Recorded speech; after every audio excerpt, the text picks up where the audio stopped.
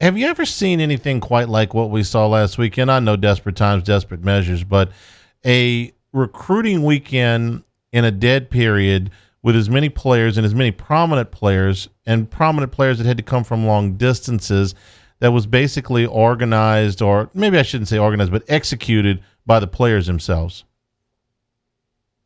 No, haven't really seen anything like that. I mean, LSU is now the latest program to have a bunch of players come through and check out the school on their own. Georgia and Oklahoma had a few players come through, and Oklahoma's was probably the closest thing to LSU's. But the Tiger turnout that was really organized by Garrett Nussmeier, LSU's four-star quarterback commit, was really impressive, and it really kicked off on Friday with a few five-stars making their way to Baton Rouge, and namely Corey Foreman and Tristan Leigh, two of the top overall prospects in the country. And then from there, it seemed like everybody just kept coming over, from Maason Smith to Chris Hilton to JoJo Earl to Garrett Nussmeier, Savion Byrd, Keanu Coate, and Michael Trigg, who both came all the way from Florida. I mean, it was something special, and I think it's probably something we'll continue to see throughout the fall. But it would be something if some of these other groups of commitments could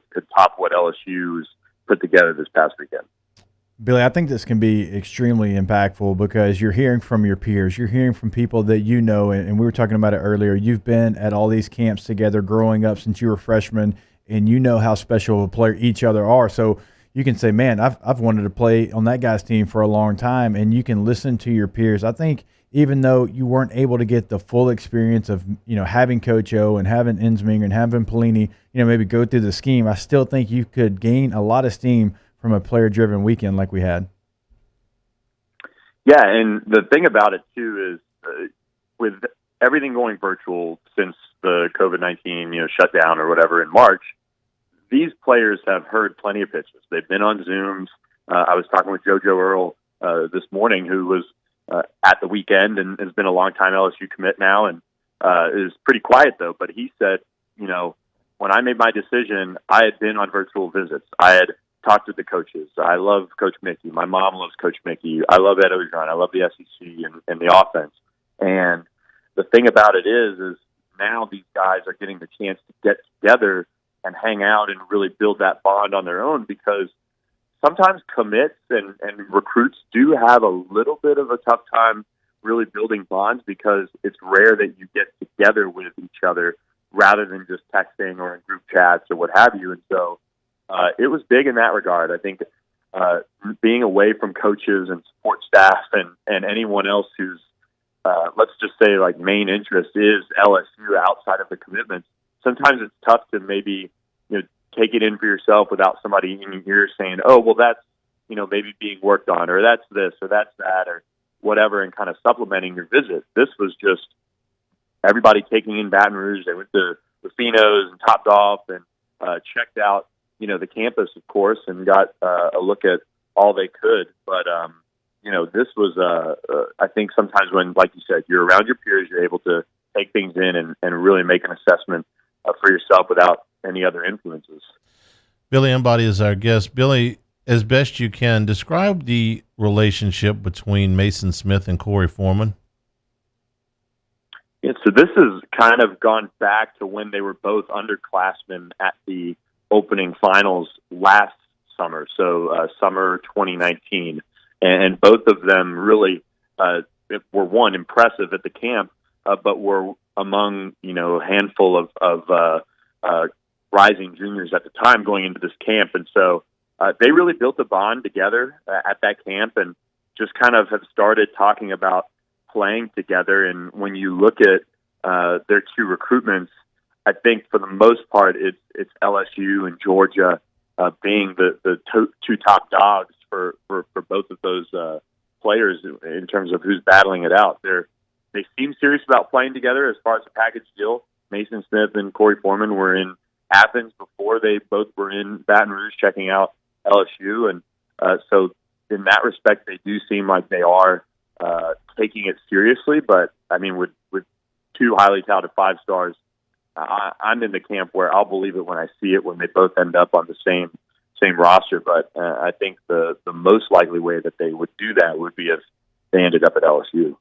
Billy, when you look at what LSU possibly still has left on the table and what is already an impressive recruiting class, when you look at potential, 4 or 5-star guys, we've talked about a couple of them, Sage Ryan being another that you could throw in there.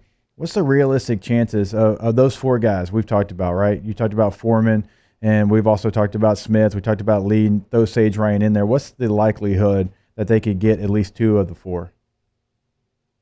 I think pretty high. I think Maason Smith, Sage Ryan, Brian Thomas Jr., who didn't end up popping over for the visit, but he's another one in Louisiana. Those 3, Tristan Leigh seems to be trending in the right direction for LSU as well. And this is that's 4 right there. That is would be really, really strong. And then from there, LSU would obviously love to get Corey Foreman. It doesn't seem like he's going to decide until January, so a long way to go there. Michael Trigg, the 4-star tight end out of Tampa, is another one they're going to look at. They want a safety, and they've got a few like Andrew Makuba and Derek Davis and Terrion Arnold that are looking their way, and they want another offensive lineman if they do get Leigh on top of him. And you can look at guys like Kimo Makinole, who's committed to Florida State, and then Savion Byrd, an uncommitted top 100 overall prospect. So, I mean, they have a pretty I would say, exact group of players they're really targeting and looking at. And, I could see them coming away with plenty of them and then also some maybe going elsewhere. But they've got a chance to really finish as strong as anybody in the country. Where could they finish? That was going to be my follow-up question. Where could you see them finishing? Because, again, this is the 4th-ranked composite class right now, and they still have a lot of room to grow, not just a little. I mean, we're talking about some of their biggest targets are still out there. Yeah, I think between or among Alabama, Ohio State, and Clemson, and especially really Alabama, Ohio State, and LSU, those are the 3 that I think you could see really land a number 1 recruiting class. Alabama and Ohio State are at 21 and 19 commitments respectively, already above the 300-point mark.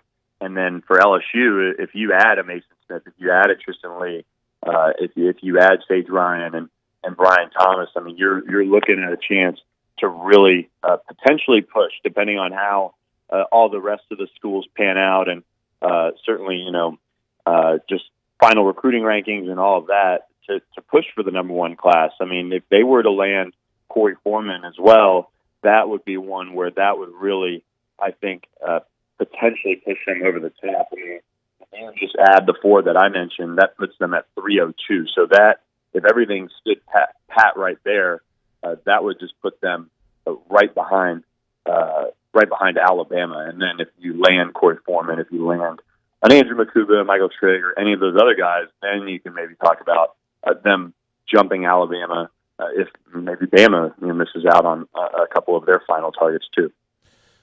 Billy, now that we have the schedule set and we have the protocol set for every Southeastern Conference team, what do we know and what do we think about how visits might go during this regular season, if at all? Yeah, personally, I just don't see it happening right now. I think when you look at these college football teams already having to deal with potential outbreaks or quarantining and contact tracing and all the different things that they have to deal with right now, and we saw LSU's offensive line impacted by that in fall camp before students were even back, but certainly recently that they dealt with that. And when you potentially bring in, let's say, a recruit and their family, and you have them spend time around the coaching staff for dinners and go check out practice and hang out with a player host, and unless you were to test them with a rapid test when they get to town, and then monitor them with temperature testing throughout. I mean, it's a liability to expose your team to that, and then your season potentially be impacted. So during the regular season, I got a tough time seeing it, and they're not letting the bands on the field, and they're already in school with the guys. So I think it could be very, very, very different, but I would be surprised if they had visits during the regular season. Billy, do you still think we're going to have a December signing period with everything going on and not being able to have those visits? I do. I think for a lot of these young guys, they are probably ready to get the process over with. And it's kind of interesting because back in, let's say, April, May, everyone was talking about how this could be the biggest decommitment, season ever in terms of numbers. And it could very well be. But in terms of how widespread it could be, I'm not so sure it's going to be that way. When you look at LSU's commits, a lot of them look to be pretty solid. I mean, you might see a little attrition here or there, but I think a lot of these guys are going to be ready to sign, and if the NCAA wants to give them that option to do so, I can't fault them for that, and I think it's the right thing to do. Like Garrett Nussmeier, he'd sign tomorrow. I mean, Chris Hilton seems like he'd sign tomorrow. JoJo Earl, after talking with him, he seems like he'd sign tomorrow. So there's a lot of these guys that are pretty locked in, and I think they'd like to sign if they were able to. You can follow him on Twitter at Billy Embody. Billy, thanks a bunch for the time. We'll talk to you soon.